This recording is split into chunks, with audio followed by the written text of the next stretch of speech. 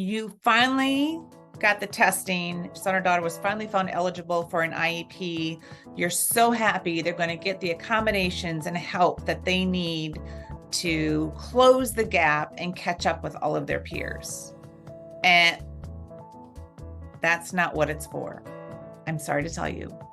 But IEPs and accommodations are not going to close the gap. That's what you thought. That's what I thought when my child was given the accommodations and IEPs. The purpose of an IEP and accommodations is to give your child access to the curriculum at grade level. So they still get access to the curriculum, but they're not necessarily going to close the gap between what your child can do and what a typical child at grade level can do.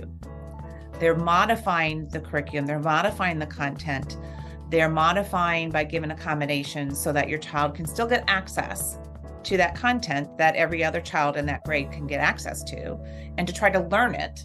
But they're not going to somehow miraculously get your child to be able to do this without those accommodations. So in some ways, accommodations are really a disservice to our children. In the short term, they're great. They're a bridge. They help to maintain that confidence so that your child doesn't feel like they can't handle life.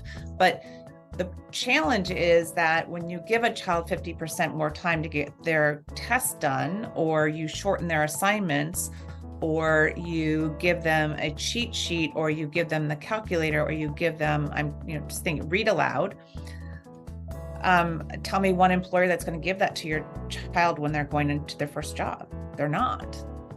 So it allows your child to get access to the curriculum, to access to the content, but it's not going to close the gap. That's not what the school's mission is. The school's mission is to get that content into your child's head. And if they need to use accommodations to do that, they'll do that.